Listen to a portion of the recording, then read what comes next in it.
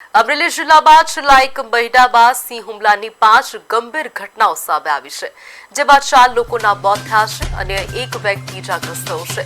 આ ઘટનાઓ વચ્ચે વર્ષ 2001ની એક ઘટના ફરી ચર્ચામાં આવી છે, જ્યારે ખાંભા તાલુકાના ભાડ ગામમાં પ્રથમ વખત સિંહે માનવ પર હુમલો કર્યો હતો. તે સમયે સિંહના હુમલાની કલ્પના પણ લોકો માટે નવી હતી. ભાડ ગામના રહેવાસી નલુભાઈ વંશરાજભાઈ શેલડિયાએ વર્ષ 2001માં તિયાળા જંગલમાંથી આવેલા એક સિંહનો સામનો કર્યો હતો. વાડીમાંથી પરત ફરી રહ્યા હતા ત્યારે સિંહે તેમના પર હુમલો કર્યો હતો, પરંતુ લલુભાઈએ હિંમત હાર્યા વગર લગભગ 10 મિનિટ સુધી સિંહ સામે જંગ લડી પોતાનો જીવ બચાવ્યો હતો. હુમલામાં તેમને શરીરના 9 સ્થળે ગંભીર ઈજા પહોંચી હતી, જ્યાં તેમણે સિંહનું મોઢું પકડી રાખીને સંઘર્ષ ચાલુ રાખ્યો અને આખરે મૃત્યુને માત આપી હતી.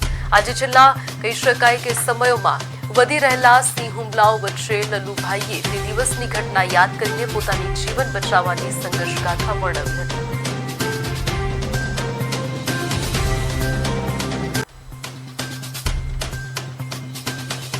પછી મેં આ જંગલ ખાતાવાળાને કીધું કે એ લોકો કે અમારી નિયમ એવો 10,000 જ પ્રાથમિક સારવારની એક્સપાયર થઈ જાય તો જ લાખ આપણ.